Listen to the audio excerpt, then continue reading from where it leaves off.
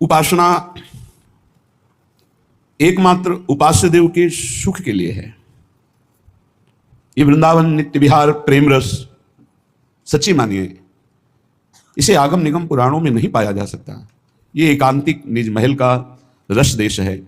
यहां किस उपासक का प्रवेश होता है जो लौकिक पारलौकिक कोई भी उन्नति कल्याण मोक्ष इन सब की चाह मिटा दे और एकमात्र ममता श्री श्यामा श्याम के चरणों में, और वो हमारे साथ कैसा व्यवहार कर रहे हैं इसकी किंचन मात्र परवाह नहीं, वो उपासक इस मार्ग में आगे बढ़ पाता है। अगर ऐसी योग्यता नहीं तो किसी रसिक महापुरुष का बच्चा बनकर के उनके अधीन हो जाए तो वो गोद में उठाकर पहुंचा देते हैं, अर्थात अपनी कृपा से नवनिवृत्त निकुंज का अत्यंत दुर्लभ रस प्रदान करते हैं। होती दोनों की एक ही स्थिति है, जो रसिक महापुरुषों के चरणों का आश्रय लेकर चल रहे हैं या जो शास्त्रीय सिद्धांत लेकर के चल रहे हैं। जब दोनों पर कृपा होगी तो स्थिति एक ही होगी। क्या?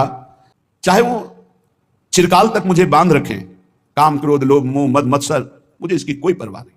मैं श्यामाजू का हूं, मैं प्रियाजू का हूं। इस नित्य विहार रस के उपासक की सोच स्थिति समझिए। मेरा तन मन प्राण सब कुछ प्रिया प्रीतम को समर्पित है। अब मेरा एक ही धर्म है, एक ही कर्म है, एक ही कर्तव्य है कि अपने इष्ट के विधान में सुखी रहें। जिससे वो सुखी हैं हम उसमें राजी हैं। जोई जोई प्यारो करे सोई मोहि भावे। स्थिति देखिए। फिर चाहे वो चिरबंधन हो, बंधन क्या है? देहाभिमान। बंधन क्या है? ये विषय वासना। मेरी सामर्थ्य नहीं कि मैं हटा सकूं। मैं आपका हूं, आप राजी हो, मैं विकारी हूं, आप राजी हो, मुझे निर्विकारता नहीं चाहिए। चाहे आप इन समस्त द्वंद्वों से मुक्त कर दे या इन द्वंद्वों में बांध के रखे, मुझे इसकी कोई परवाह नहीं कि मैं कैसा हूं, इसकी कोई परवाह नहीं, पर मैं किनका हूं इसकी बहुत ज्यादा परवाह है। इसमें अंतर नहीं आने देंगे। मैं जैसा भी हूं श्यामा श्याम का हूं, इसमें अंतर आने नहीं देंगे। मैं कैसा हूं इस पर कोई हम विचार नहीं कर सकते। मैं किनका हूं इस पर दृढ़ निष्ठा से कहता हूं कि मैं आपका हूं, आप मेरे हैं। बैठा लीजिए। हो चाहे अज्ञान तमोमय, हमें कोई ज्ञान नहीं, घोर अंधकार है, अविद्या है हमारे अंदर, मुझे इसकी परवाह नहीं।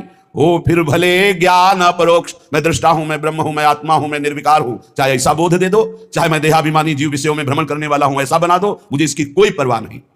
आप चाहो स्वर्गिक सुख दे दो और आप चाहे नरक भेज दो, मुझे इसकी कोई परवाह नहीं। चाहे अशांति विपत्ति दुख अपमान निंदा के बादल छा जाए और चाहे शांति सम्मान नमस्कार प्रणाम प्रतिष्ठा की भीड़ लग जाए, मुझे इसकी कोई परवाह नहीं। आपकी मौज है, चाहे टुकड़े टुकड़े के लिए भटकाओ और चाहे बादशाह जैसा ऐश्वर्य कर दो, मुझे इससे भी कोई मतलब नहीं।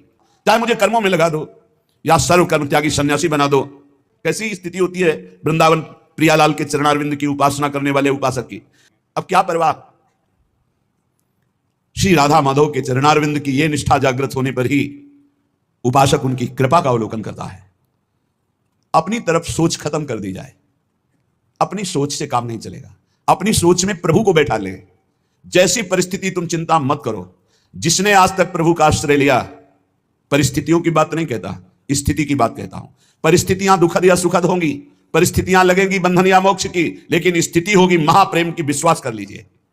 श्यामाजू के चरणों की आज तक जिसने शरणागति ली, साक्षी है हमारे रसिक वाणी रसिक ग्रंथ रसिक महापुरुष। ये बाहरी क्या जाने, जो अर्थ लोलुपता में मान प्रतिष्ठा में नाना प्रकार के भोगों में सुख बुद्धि की जाती है, वो बाहरी बुद्धि क्या जाने प्रिया प्रीतम के प्रेम रस की बात।